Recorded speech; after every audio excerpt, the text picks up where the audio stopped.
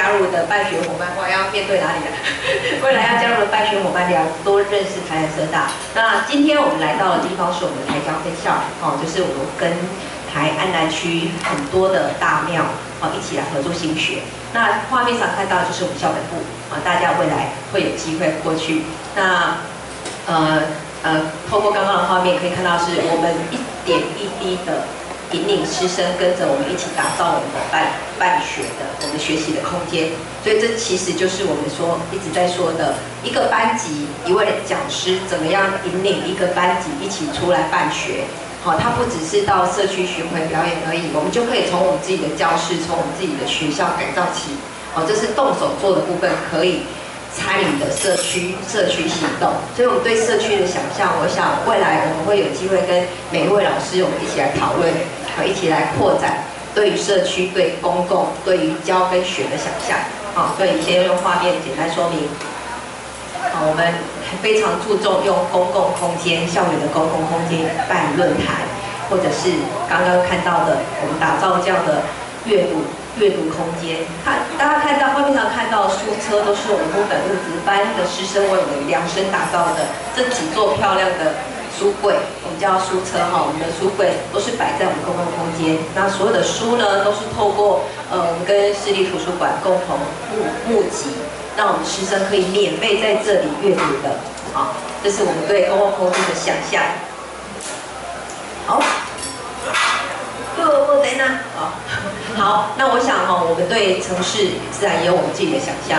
我觉得呢，城市就是我们教室，所以每一班的师生呢，都可以走出教室，那用我们的学习能量，一起为这个城市做一点什么。这个是我们很注重在跟老师的教学合作中非常注重的。那像这个就是我们为台南中西区那边有一个社区公园，我们木本物质就为他们量身打造了这样的一个社区的休闲座椅。甚至我们舞蹈班我们也走出去到不同的场合，我们就即兴的为那个地区为我们城市献上一段的舞蹈。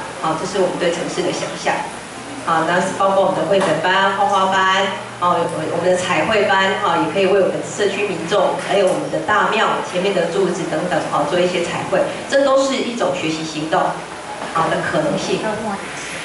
然后包括我们也有能力，我们的师生是有能力为我们城市拍电影的，目前已经累积到了第5部了。这都是台南社大很棒的学习能量，跟在座的未来的办学伙伴分享。甚至我们也有一个培力出一群可以说自己城市故事的人，我们将他叫城市故事人，已经是非常有能量，而且有中国来访的观光客，我们也可以亲自接待过。那我们也复兴台湾的纯阿灰工艺传统等等，相当多。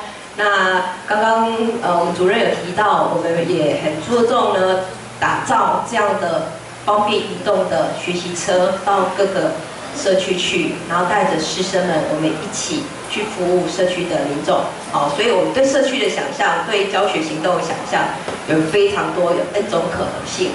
那每年1年1度呢，我们也会办踩街。今年我们在每年年初会办一次城市学习节。那今年我们也会寄邀请函给大家，也欢迎大家一起来。